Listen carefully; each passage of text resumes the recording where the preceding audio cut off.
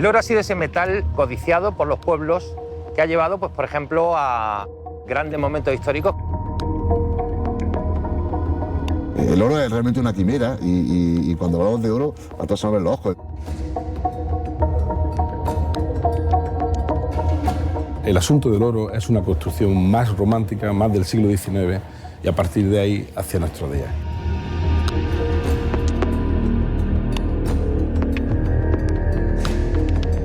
Desde la noche de los tiempos ha venido arrastrando a personas que se han lanzado a su búsqueda.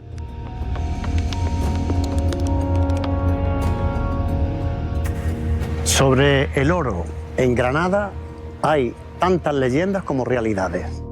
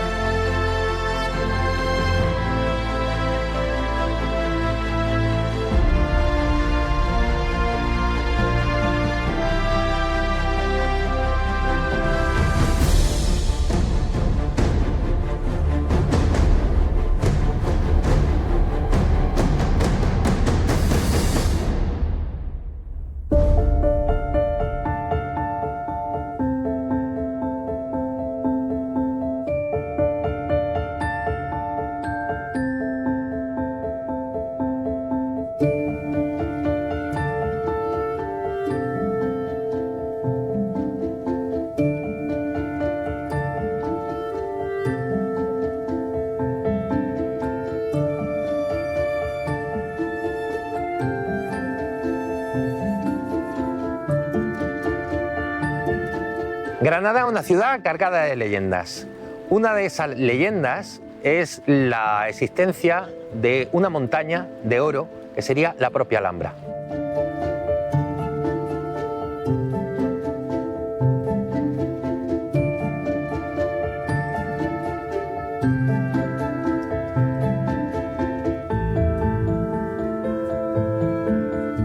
Cada época histórica ha tenido su leyenda en torno al oro de Granada.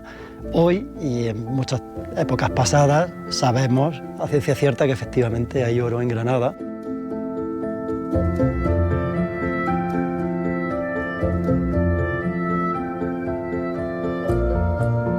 Para los que somos de mi edad o un poco mayores, pues hemos oído a nuestros padres y a nuestros abuelos hablar del oro en Granada, y de hecho cuando te pones un poco a bucear en la historia de Granada, pues descubres que hasta hace recientemente poco tiempo pues se bateaba oro en los ríos Genil y Darro.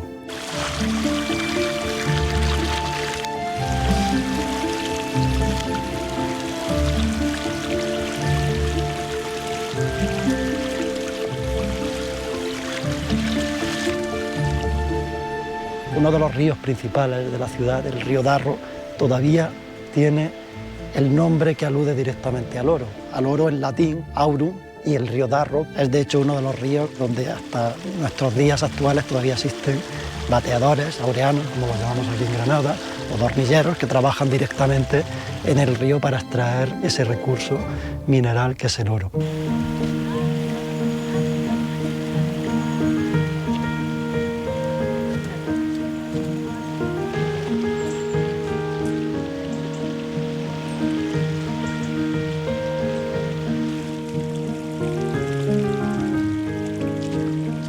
El buscador de oro individual en Río sería la figura más clara y la imagen más evidente de ese loco del oro, ese embargado del sueño romántico de encontrar oro.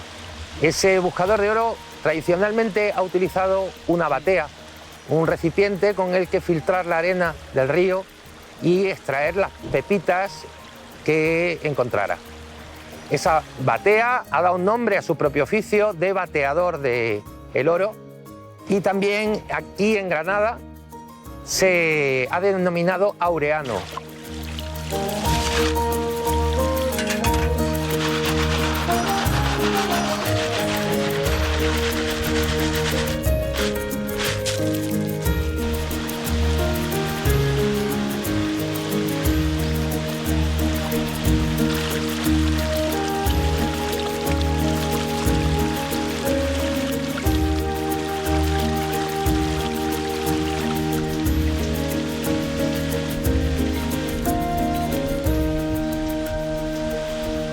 Nuestros propios buscadores de oro se han afanado durante años por encontrar pequeñas porciones del preciado metal que en este rincón, el río Darro, se encontraban, puesto que el río Darro, al pasar junto a la formación Alhambra, lava la tierra y provoca que aparezcan con facilidad, con cierta facilidad, pequeñas porciones de oro que son laminillas muy pequeñitas y que nuestros aureanos habían afinado su vista para localizarlas a pesar de sus proporciones milimétricas y su dificultad para encontrarlas, que después eran vendidos en las joyerías de la ciudad por unos joyeros que, queriendo perpetuar esta tradición, han mantenido viva esa ilusión de los más pobres. Pues en Granada, sorprendentemente, la mayor explotación está en el mismo casco urbano, es parte de lo que es la zona urbana de Granada. Hay una localidad muy conocida que es la Lancha del Genil, que es una barriada de Granada, que está a escasos 5 kilómetros del centro y es el punto principal de explotación. La ruta del oro arrancaría en el propio río Darro, justo en el centro de la ciudad, donde bajaban los habitantes de esta ciudad de Granada a extraer el oro con sus propias manos al cauce del río.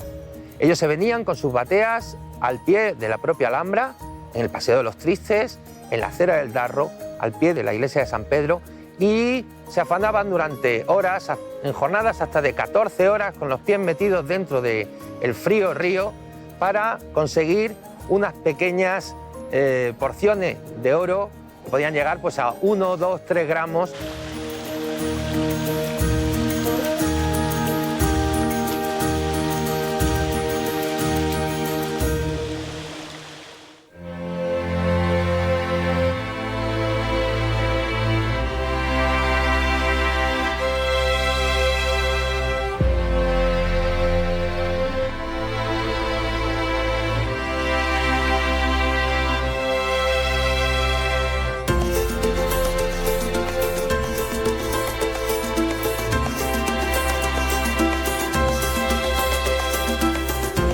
Otro de los puntos de especial interés del recorrido por el oro de la ciudad de Granada es el propio río Genil, un lugar donde aún se continúa la tradición ya centenaria de buscar oro en el propio río, tanto en el Darro como en el Genil, donde estamos ahora mismo, y que es un paraje donde en algunas curvas que dibuja el río todavía se puede encontrar oro. A diferencia de los antiguos bateadores del río, los actuales están mucho más tecnificados, aunque sus utensilios son muy parecidos. Utilizan simplemente una batea y una canaleta, y prácticamente todo lo demás es igual, con una pala, está en la arena, y lo hacen exactamente igual que antiguamente, únicamente que los motivos ya han cambiado, porque en el pasado era una cuestión económica.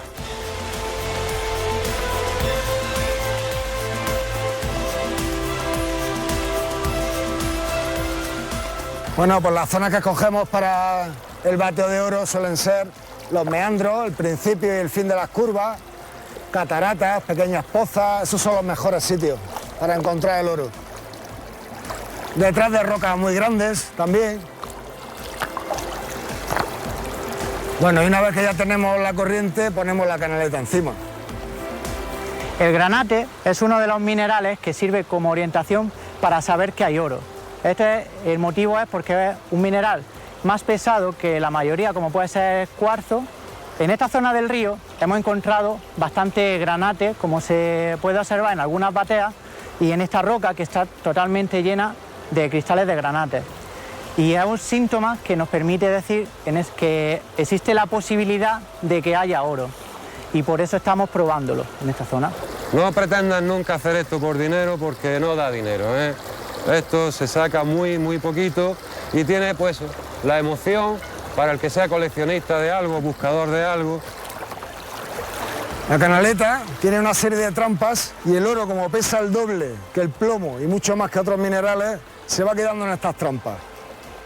Es otro hobby. Al igual que te da un paseo por el campo, pues reúnes a varios amigos y te vienes al río y tomas el sol, que se está muy bien en esta época de invierno, se está muy bien aquí tomando el sol, y si te llevas para la colección unas cuantas pepitillas de oro, pues mira, aumenta la colección. El siguiente trabajo, pues, una vez que está ya puesta la canaleta, pues sería hacer un agujero en el río e ir sacando grava. Entonces, el trabajo que hace la canaleta es separar lo pesado de lo más ligero. Lo más pesado del oro, entonces se va quedando en las trampas. Ya al final del día cogemos el cubo y lavamos todos los esterillos y ahí ya debe estar el oro. El oro es muy caprichoso. Quedamos con el sitio donde el río ha querido amontonar la suficiente cantidad como para que esto resulte atractivo.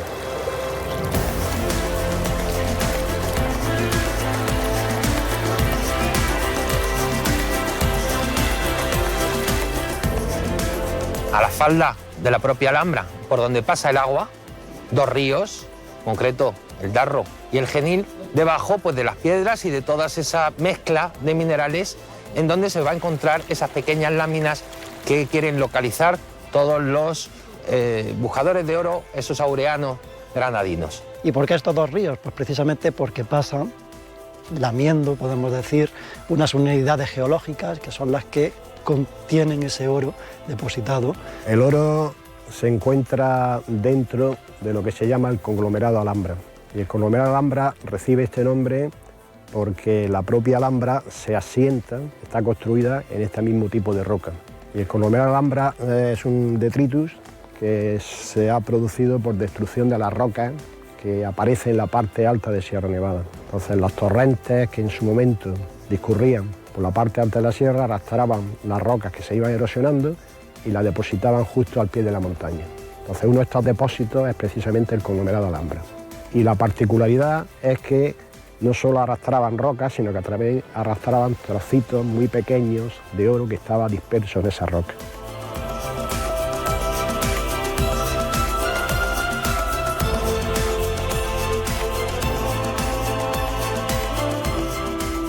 Un oro que proviene de las partes altas de Sierra Nevada, pero una vez que se han desmantelado esas partes altas, se han erosionado, acaba creando una serie de abanicos, de coladas, que bajan a las partes bajas de ese pie de monte, de la sierra, y precisamente es ahí donde se ha reconcentrado ese oro primario que estaba en Sierra Nevada y que finalmente estos ríos están arrastrando continuamente prácticamente sus aguas, ¿no?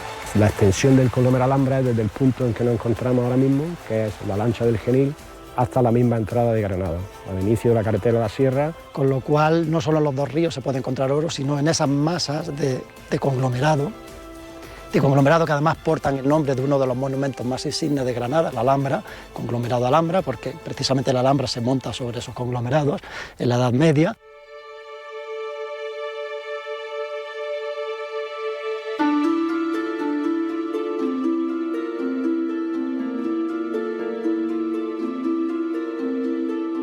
Nos encontramos, de hecho, en la mina de mayor envergadura, podemos decir, que hay en toda la provincia de Granada, una mina que ha sido explotada en extensión y también muy intensivamente en distintos momentos históricos. Los primeros en explotar la mina de oro de la lancha del Genil son los romanos. Localizan el oro y lo que hacen es una explotación masiva con esclavos.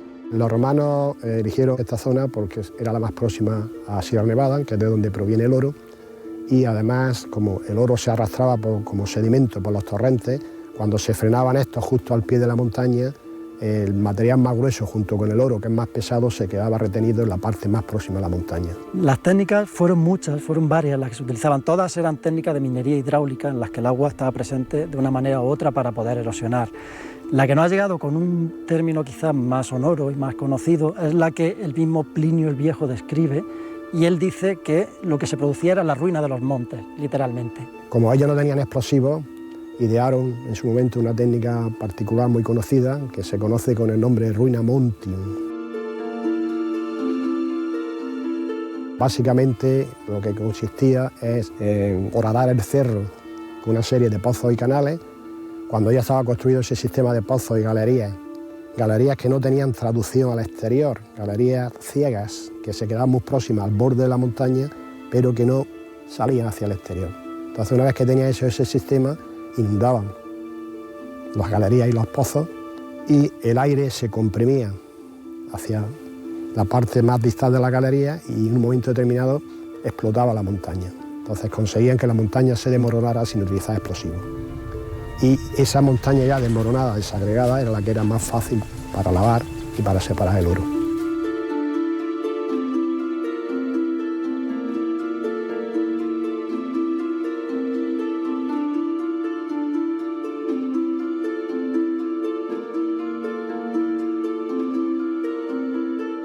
Todo este paisaje tan erosionado y tan espectacular, pues precisamente son esas evidencias de la aplicación de estas técnicas hidráulicas, en la cual pues todas estas cortas, estos frentes de explotación que estamos viendo, no son sino esos abatimientos que se están produciendo en la montaña. Hay otro gran yacimiento en la península ibérica, como es el de las Médulas de León, donde también se realizó esta misma técnica, aunque incluso en 250 años que la explotaron los romanos se pudieron obtener más de 1.500 toneladas de oro en las médulas. Se localiza en la provincia de León, justo al norte, y es un sistema muy parecido, utilizar un sistema de explotación muy parecido al que aparece aquí en Granada. Entonces digamos que este es el ejemplo andaluz de las médulas. En el hoyo de la Campana se han conservado fosilizadas algunas de esos vestigios, algunas de esas técnicas, los elementos que te permiten inducir, interpretar cómo se han producido esas erosiones, cómo se abatían estos conglomerados, cómo finalmente se reconducía esa masa hacia unos canales de lavado, cómo se decantaba.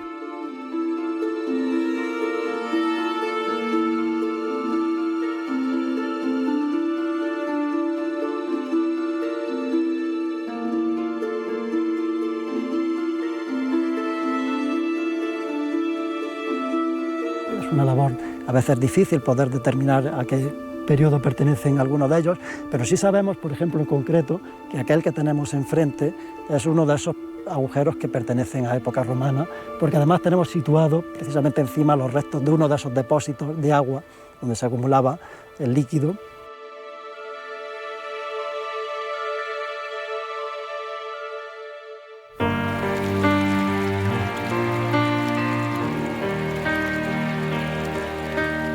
Es muy probable que el inicio de estas explotaciones que vemos surgiesen de bateos que se realizaban desde la época prehistórica prácticamente, porque han aparecido ajuares funerarios en muchas de las necrópolis de yacimientos arqueológicos de toda la provincia de Granada en las que el oro está presente. Lógicamente, si se extraía de los ríos tenía que extraerse con métodos similares a los del bateo actual, técnica que por otra parte no ha cambiado mucho a lo largo de los siglos. Actualmente lo que se utiliza para el bateo es esta bandeja, se llama una batea, evidentemente, y está compuesta por una bandeja que tiene una serie de canalillas en donde el oro tiene tendencia a quedarse atrapado. Antiguamente la verdad es que la gente que sacaba oro era pobre, medios de fortuna, los medios de fortuna no tenían nada, por servir sirve cualquier cosa, sirve un cacharro de barro, sirve una olla, sirve cualquier cosa que te pueda encontrar de forma cóncava, sirve para sacar el oro porque la técnica o el sistema es el mismo. Echas tierra, mueves, el oro se va a la parte de abajo y ya a sacar la tierra de encima paulatinamente. Lo mejor era cuando pillaban eso, algo metálico, una sartén, era un sistema fenómeno, tiene muy parecido a esto, sin canalillos, pero que se batea lo mismo, ¿eh? El oro sigue el mismo proceso, es muy pesado, se va al fondo, quitas la tierra de encima y el oro se queda ahí. Actualmente las bateas son todas de plástico, un plástico muy fuerte, muy resistente, que aguanta la caída de piedras, pero el oro es muy caprichoso. Nunca se sabe dónde ha concentrado lo suficiente como para que esta actividad sea gratificante.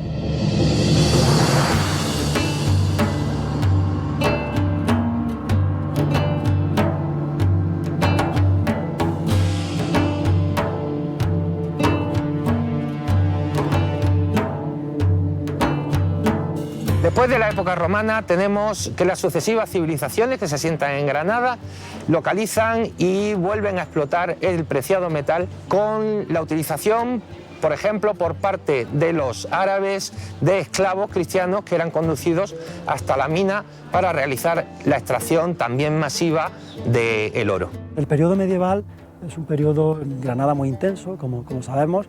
La misma Alhambra, al final de todo el periodo andalusí, a partir del siglo XIII, se establece precisamente en estos aluviones. Y hasta ahora pues siempre ha habido un debate en torno a qué ocurrió con la Alhambra, ¿no? Si la Alhambra se aprovechó estos yacimientos que tenía inmediatos y extrajo oro de ellos, o si no se produjo este hecho. Las últimas investigaciones que se están realizando indican precisamente lo contrario. Los canales antiguos se volvieron a reutilizar, sobre todo para llevar el agua precisamente a la Alhambra y utilizar ese recurso hidráulico no ya para la explotación minera, pero sí para la explotación agrícola en una serie pues de huertas que había en torno al propio monumento. Posteriormente, después de la caída del reino nazarí de Granada y la llegada de los Reyes Católicos, sorpresivamente no se puede realizar esta explotación porque hay una prohibición por parte de los reyes. Hubo una normativa que está perfectamente documentada prohibiendo la extracción del oro tanto del Darro como del Genil, dado que se pensaba que las minas pertenecían a la corona.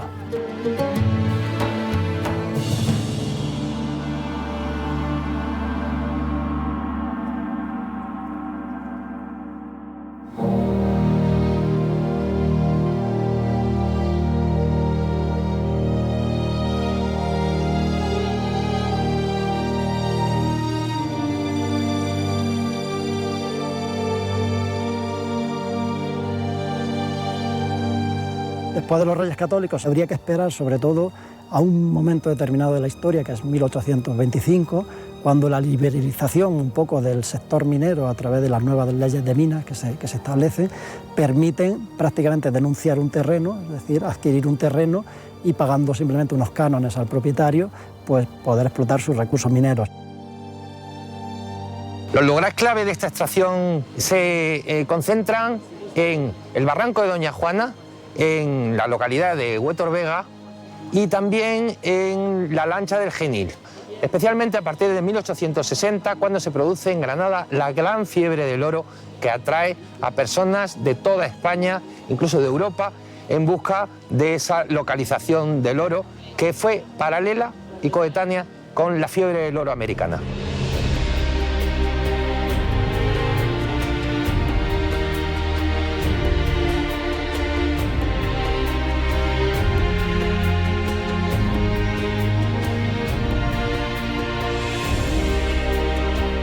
La fiebre del oro californiana va a surgir en 1848.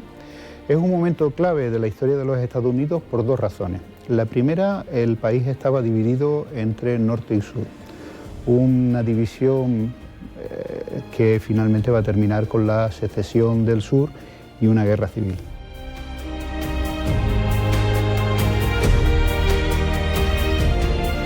En ese momento es cuando se va a producir la 1846, la guerra con México. La guerra con México determina que los Estados Unidos se anexionen un tercio del territorio mexicano y lleguen hasta el Pacífico, es decir, el territorio de lo que hoy es el estado de California. En ese espacio vacío pues, van a tener que llegar nuevos colonizadores estadounidenses para convertir lo que era un territorio en un estado. Y aquí se produce un fenómeno anecdótico, el hallazgo de oro en ese año de 1848, y ese encuentro del oro va a ser aprovechado políticamente. En esa pugna que tiene norte y sur, los principales medios de periódicos, de información, se encuentran en el norte. Y el norte quiere que aquel territorio se pueble con gente abolicionista.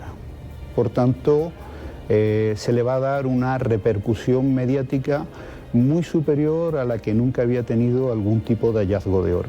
El objetivo no era tanto explotar el oro, sino movilizar enormes cantidades de población hasta California. California estaba muy lejos, California estaba lejísimo. Piensen ustedes que para llegar a California hacía falta atravesar unos Estados Unidos en los que todavía existían tribus indias que no eran precisamente amistosas.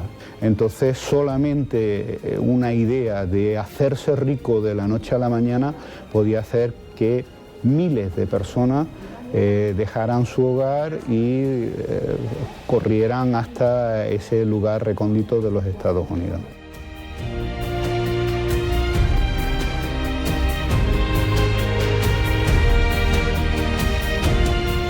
Muchos ciudadanos, incluso europeos, crean que de verdad aquello que cuentan los periódicos amarillistas y que habían puesto en cuestión, pues podía ser real. Y entonces esa fiebre del oro se traslada desde los Estados Unidos a Europa. La fiebre del oro en Granada y en Almería es flor de un día, es más una quimera que una realidad, pero sí fue importante para el desarrollo de sociedades tanto en Granada como en Almería. Sin duda, el impacto económico que pudo tener la fiebre del oro en Granada, sobre todo a mediados del 19, no fue de la misma magnitud que pudo tener en California, pero sin duda para una economía local pues tuvo que ser significativa. La fiebre del oro en Granada es un momento de bullir, del deseo de obtener oro, y se produce un efecto llamada en toda España, incluso en el extranjero, y provoca un aluvión de buscadores de oro que se dedican a hacer registros mineros masivos, casi diarios, en la ciudad de Granada y en los alrededores.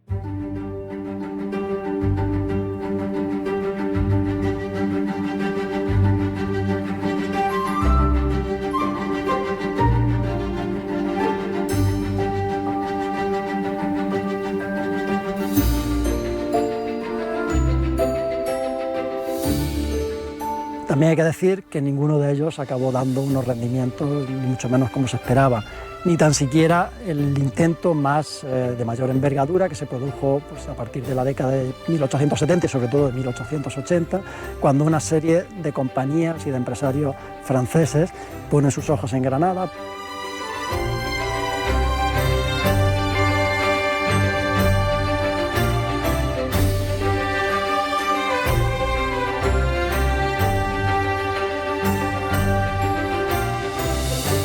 Es un ingenio que se organiza para realizar esa extracción masiva por parte de capital francés, capitaneado por el industrial Adolphe Goupil, que es un empresario parisino que se había enriquecido en Francia, sobre todo a partir de la industrialización de las litografías y las postales a partir de la fotografía y de cuadros incluso.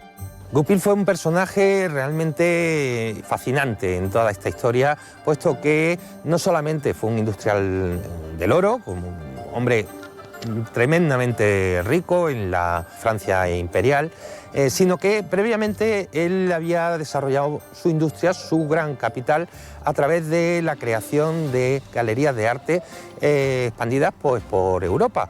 Y este empresario finalmente pone sus ojos en Granada como una de sus actividades económicas más en la explotación.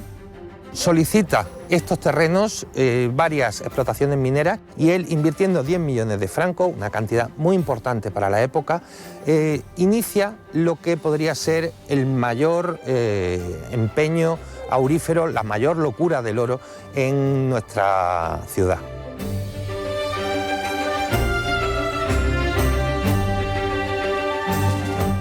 Precisamente el vínculo que hay entre Adolfo Goupil y Granada es a través de su relación estrecha con Eugenia de Montijo, con la emperatriz de los franceses. Goupil tenía relación con la emperatriz Victoria Eugenia, porque él era un marchante de arte, de importantes pintores como Mariano Fortuny, como Vicente Van Gogh. Esa relación se ve consolidada pues a través del dato de que recibió la Legión de Honor francesa, y fue precisamente Eugenia de Montijo quien le comunicó la existencia de minas de oro en Granada.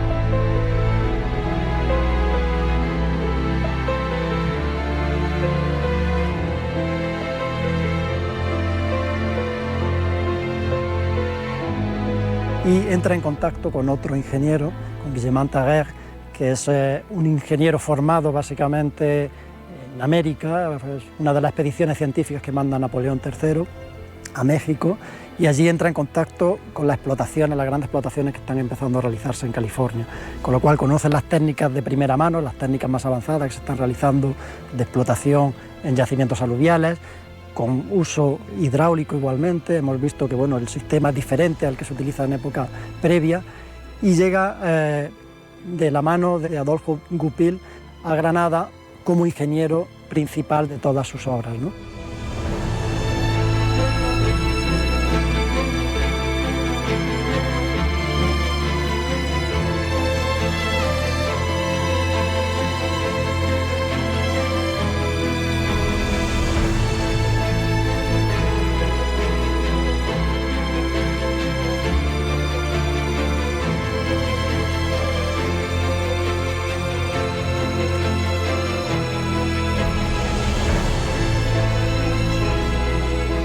Se hace una copia fiel de lo que se hacía en California, con lo cual podríamos afirmar que en este paraje hay un ingenio minero al estilo americano. La otra forma importante de una explotación, digamos, de carácter industrial que se produce en el siglo XIX, sobre todo a partir de 1873, es mediante la amalgamación. La amalgamación es un término que se utiliza para indicar el proceso último por el cual el oro se puede extraer de otra serie de impurezas o de otras rocas encajantes en las que esté presente por medio del mercurio.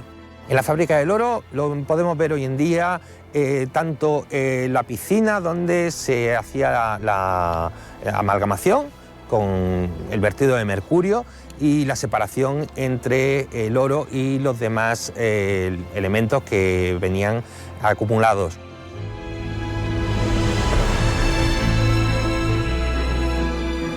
Hay también un acueducto que traía esos restos, esos sedimentos, que eran los que tenían que realizarse la separación. Y después teníamos lo que podría ser la propia zona donde se realiza el fundido del oro y pues la fase final para ya transportar ese oro a Francia. En esta fábrica que tenemos a nuestras espaldas, que es uno de los vestigios más claros que se han conservado de este momento de explotación, aun cuando la industria fue mucho más grande, abrazaba todo lo que hoy es la lancha del Genil y ha desaparecido en su mayor parte, pero sí se nos ha conservado este edificio industrial que este ingeniero lo llama directamente en ese documento la fábrica de amalgamación.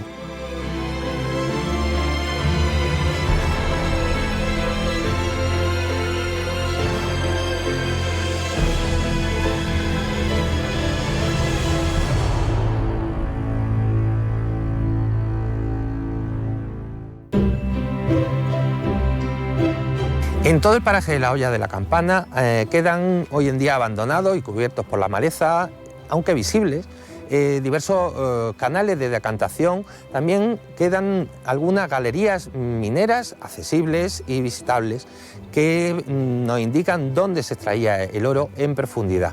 En los años que duró esta importantísima explotación, que tuvo incluso que traer agua desde la parte alta de Sierra Nevada, desde la localidad de Kentar, a través de un canal de agua que actualmente se utiliza y que tiene 16 kilómetros nada menos de longitud. Se le conoce como canal de aguas blancas, que como lo denominó Guillemant Taguer, y más localmente se le llama canal de los franceses, lógicamente. El documento localizado en la Escuela de Minas de París permite conocer la profundidad del yacimiento y también la cantidad de oro que se localiza en este paraje. La proporción es de 0,5 gramos por metro cúbico y eso posibilitaba una extracción importante, incluso en aquella época en que todavía no había los sistemas de extracción que tenemos actualmente. Sabemos a través de nuevo de este documento, que es un documento fascinante por cuanto explica no solo el funcionamiento de la mina, sino también las circunstancias sociales que se estaban produciendo en el entorno. Y él llega a hablar en un momento determinado que 500 personas del entorno están trabajando solamente en la construcción de los canales. Más abajo incluso de la fábrica del oro y dentro de la población se mantiene todavía en pie algunos espacios, como podría ser el último intento de extraer oro, que sería el propio agua cuando ya abandonaba la fábrica y era vertida al río Genil. Tenemos un lugar donde se reutiliza o intenta extraerse esa porción final de oro. Y tendríamos las oficinas del propio ingenio minero, de todo el campamento, con el Arco de los Franceses, que es conocido en la propia localidad, muy querido por los propios habitantes, que desde siempre han intentado que todo este recuerdo de su vínculo con el oro sea reactivado y que, sin embargo, pues no se ha producido en más de un siglo ya de ausencia de los franceses. Por último, tenemos el lugar tal vez más significativo de toda la zona, que es el propio edificio construido por Goupil, un gran palacio donde él llegó a colocar nada menos que un arco de la época árabe que fue rescatado de una edificación cercana, arqueológica, y que lo que demuestra es la importancia que él le dio a su residencia en Granada y en la lancha de Genil.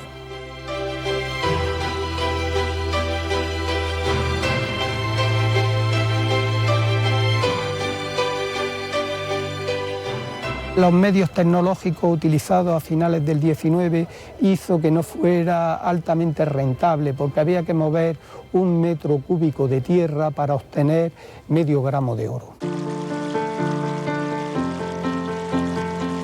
Los vertidos de agua con mercurio al río Genil, que era el lugar donde se desaguaba el agua utilizada para la amalgamación del mineral, producía unos vertidos muy contaminantes y esto le provocó continuos problemas con la zona y sobre todo con los habitantes del lugar, a pesar de que proporcionó importantes puestos de trabajo a todo el territorio.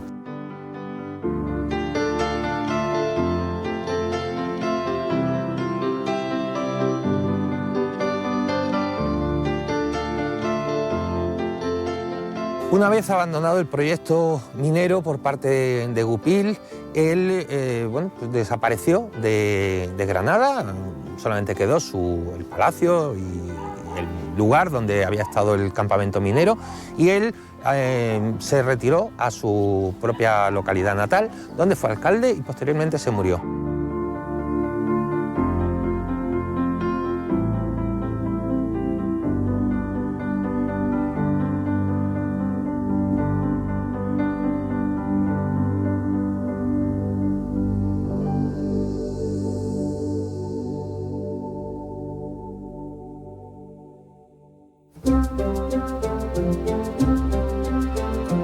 Cuando murió este hombre, en 1893, sus herederos inmediatamente decidieron acabar con el negocio, la locura casi del padre, de haber invertido tantos caudales en Granada, y decidieron inmediatamente vender los canales, que era lo más aprovechable.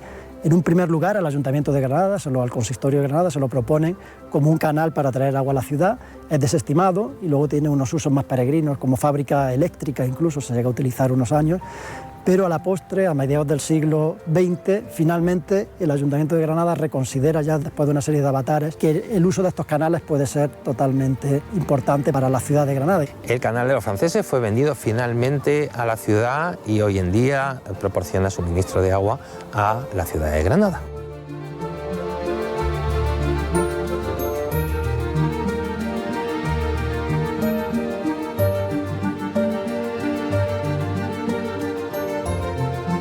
Pasado el siglo XIX, tenemos que llegar hasta el siglo XX, cuando en tiempos de la República se produce en 1934 un pequeño intento, existen documentos de una pequeña proyecto de explotación que tampoco prosperó.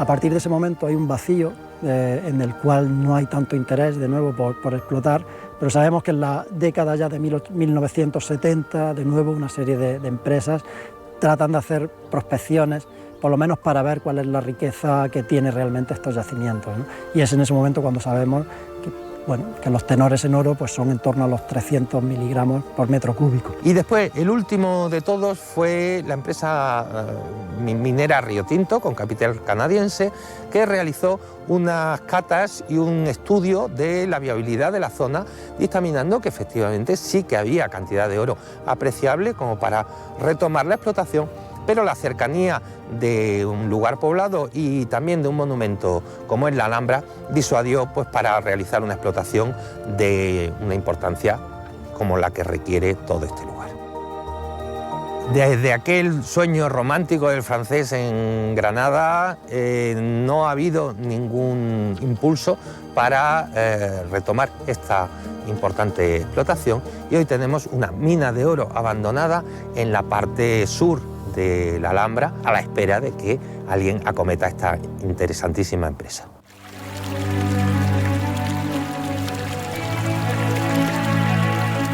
Estamos en el cauce del río Darro, debajo de la Alhambra y justo a la altura del Rey Chico. En este espacio, bajo el puente de Granadillo y en un rincón realmente idílico, era donde venían los aureanos en el siglo XIX, principios del XX y hasta los años 50 acudían hasta aquí para realizar el bateo artesanal, pasando hasta entre 12 y 14 horas diarias en estos limos del río. Yo he visto algunos últimos bateadores de las finales del año 60, después no recuerdo haberlos visto, incluso saben que tengo algunas fotografías de ellos y se ubicaban por esta zona aquí, pero ya era una extracción realmente casi ni autorizada, era una autorización simplemente que la gente llegaba y bueno, se buscaba la vida como podía de esa manera. Eran personas de muy pocos recursos que tenían como tal vez único recurso vital el extraer el oro del río, unas cantidades mínimas que les permitían solamente la subsistencia. Hoy en día ya se ha transformado en una actividad más deportiva, más de afición. Por el lugar de mi nacimiento, justamente a 50 metros del río Darro y haber jugado a lo largo de todo este paseo de los tristes, hemos visto e incluso hemos oído a nuestros mayores dar la sorpresa de que algunos bateadores han podido encontrar algunas pepitas que han llevado luego a las joyerías de la calle Reyes, a los joyeros de la calle Reyes. Y hay anécdotas muchísimas sobre joyeros en la ciudad que vendían sortijas o alhajas hechas con oro del Darro.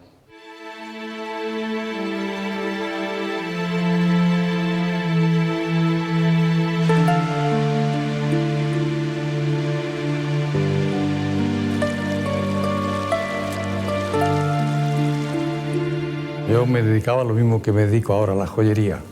Entonces teníamos un taller y lo teníamos en el centro y venía la gente a traernos el poquito de oro que habían encontrado, a lo mejor una semana. Recuerdo que algunos incluso me traían el oro para que le hiciera la alianza para novia. O sea que hay bastantes alianzas que hicimos con ese oro, ese poquito de oro, de 6-7 gramos del oro del ese. Yo conocí un manolico que era un tío peculiar. Le faltaba la mitad de la uña de estar buscando entre la arena en el río. Yo le compré bastante, bueno, bastante, a lo mejor 100 gramos en 2 o 3 años. Y yo he conservado ese oro tanto tiempo y sigo teniéndolo, me gusta tenerlo. Bueno, he hecho algunas piezas y este oro ya no quise tocarlo. Ahí está, guardado, lo tengo. Y eran unas laminitas pequeñitas, muy raro encontrárselo en forma de pepita. Yo tengo una que además era de un estudiante que creo que se llamaba Luis, lo que tenía era una sartén y con su sartén grande estaba moviendo, se lo encontró, se lo enseñó a Manolico, digo, pero si es una pepita de oro. Se la compré 15 días más tarde, no sé lo que le di, no sé, 300, 400 pesetas le di por aquello. Pesaba 2 gramos, como loco. Tiró la sartén y se fue. El oro que tengo no está a la venta, no está puesto a la venta. Y lo conservo pues por esa alegría de tener el oro de Granada. Las muestras que tenemos en el Departamento de Mineralogía y Petrología de la Universidad de Granada fueron donadas por un coleccionista de minerales que pasó, según nos dijo él, parte del verano bateando en el río Darro y nos donó una parte de lo que él había conseguido. Lo que vamos a analizar realmente es la composición química que presenta ese oro. Prácticamente es oro puro, no contiene plata, no contiene cobre y además lo que sí contiene es unas pequeñas impurezas que se ven aquí de calcio y de aluminio que corresponden a material arcilloso, como podemos ver en esta zona un poco más oscura. Al final lo que se obtiene es una serie de partículas de oro con una serie de tamaños de grano muy variables que van pues, desde algunos milímetros hasta partículas por debajo de una micra. Una micra es la milésima parte de un milímetro. Básicamente son partículas de tamaño más o menos redondeado, que son lo que podríamos considerar como pepitas, y además hay una serie de partículas de tamaño grano más fino y con forma mucho más plana, que es lo que se llaman en algunos casos lascas. Esta muestra de oro del Darro que acabamos de estudiar tiene la peculiaridad de que está compuesta prácticamente en el 100% por oro puro. Esto no es lo normal dentro de los yacimientos de oro asociados a cursos fluviales, lo que se llaman yacimientos de tipo placer. En función de los análisis que acabamos de hacer, hemos visto que el oro del Darro es lo que podríamos considerar como un oro de 24 quilates, es decir, un oro puro 100%. A partir de ahí, lo que se comercializa normalmente en joyería es el oro de 18 quilates. Ese oro tiene un 75% de oro y un 25% de lo que se denomina liga. Esa liga puede ser otros metales, que pueden ser plata, puede ser cobre, en algunos casos zinc, también níquel, también paladio. La variación de los distintos metales en la liga condicionan, por ejemplo, el color del oro. Existen otras variedades de oro comercial de menor quilataje, como puede ser de 14 quilates, que tiene un 58% de oro y un 42% de liga. El oro se ha utilizado cuando está en estado puro, es decir, el oro de 24 quilates es muy blando, es muy maleable, se puede utilizar. Y en Andalucía lo conocemos todos cuando se fabrican los panes de oro. Para la decoración se puede conseguir oro que se llega a adelgazar tanto que puede llegar a flotar en agua.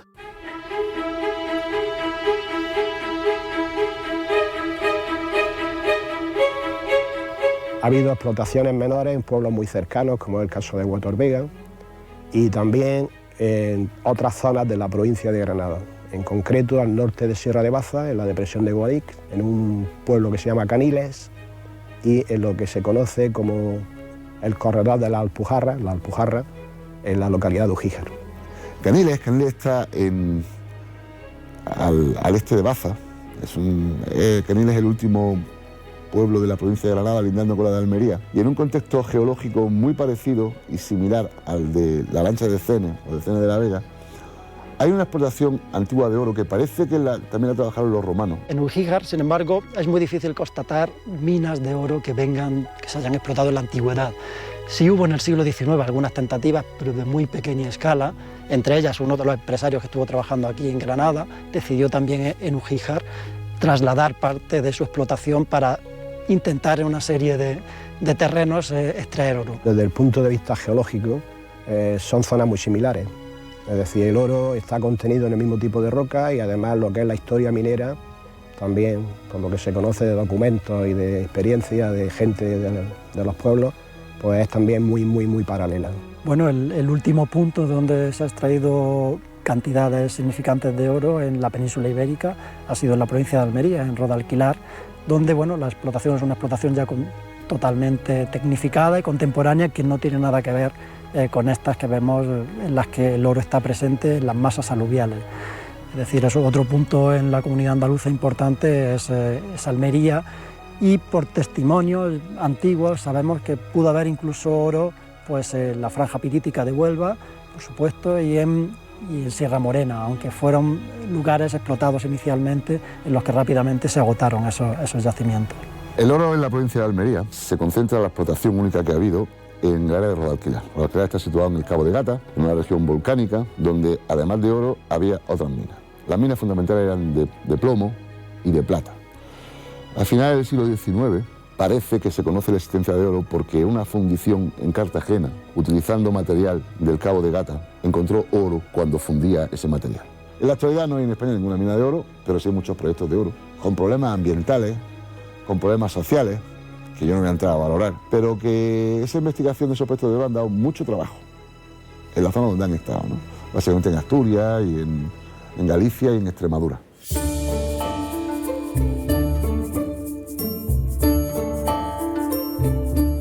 Todos sabemos que el oro es un elemento químico puro y que ha tenido una gran importancia para el desarrollo económico desde la antigüedad. La importancia que tiene el oro es que mantiene equilibrados los precios a lo largo del tiempo. Y las personas pues tienen cierta seguridad a lo largo de su vida de los bienes a los que pueden acceder. El patrón oro, o lo que se llama el patrón lingote, fue establecido por primera vez en Inglaterra en el año 1816, sobre todo para facilitar las relaciones comerciales internacionales. En adelante, los países que quisieran establecer un comercio con Inglaterra tenían que definir sus unidades monetarias, sus billetes bancarios, en una cantidad fija de oro. Desde entonces, a lo largo del siglo XIX, sobre todo, es cuando el patrón oro agilizó enormemente las transacciones comerciales y adquirió una gran importancia. La Primera Guerra Mundial y sobre todo la crisis, la depresión de los años 30, llevó a que se abandonara el patrón oro. En los últimos años estamos viendo una subida en el precio del oro, y eso es fundamentalmente porque hay minas que están paradas su producción para no inyectar demasiado oro en el mercado internacional y mantener alto el precio del oro.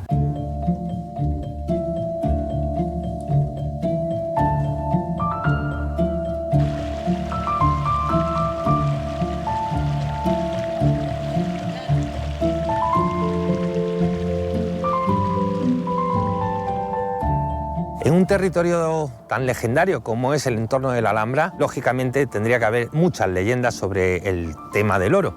Efectivamente, el padre Echeverría, en sus paseos por el entorno de Granada, recoge varias leyendas con pasadizos y con lugares subterráneos que conducirían a la Alhambra. Uno de ellos, concretamente, lo hace arrancar de la propia mina de oro, e incluso tenemos hoy en día una entrada a un misterioso lugar que tal vez podría ser ese arranque de ese legendario canal o túnel hacia la Alhambra. Como dato anecdótico, decir que la corona de Isabel de Portugal, que fue la esposa de Carlos V, se hizo con oro del Darro. Una corona para la reina Isabel II a mediados del siglo XIX también se hizo con oro del Darro. Y la más conocida por la repercusión que tuvo el acontecimiento en 1889, que fue la coronación del poeta José Zorrilla. Que efectivamente, cuando fue coronado poeta nacional, se le regalaron cerca de 900 o más de 900 coronas. Toda España se volcó con Zorrilla. Granada también colabora con su corona de oro, traído del Darro, y realizada por joyeros granadinos. Una corona de laurel hecha con oro del Darro, que después el pobre hombre la empeñó porque no estaba muy bien económicamente.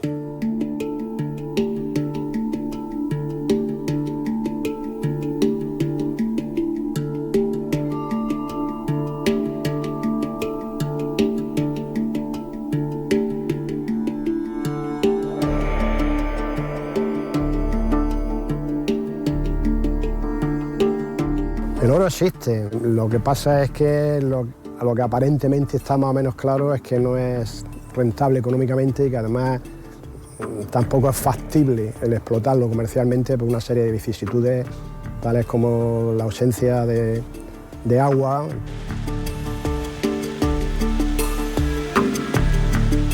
El oro en Granada sigue siendo una realidad porque ahí está esperando a que haya personas que vuelvan a retomar esta pasión y que se lancen a su búsqueda, ya que no se sabe dónde está, pero está. Y lo que hay que hacer es localizarlo. El oro de Granada puede ser un estímulo, un atractivo más para nuestro turismo en Granada, con el atractivo de recorrer lo que era el Canal de los Franceses y lo que eran todas estas zonas de minas tan atractivas, de las cuales quedan residuos todavía.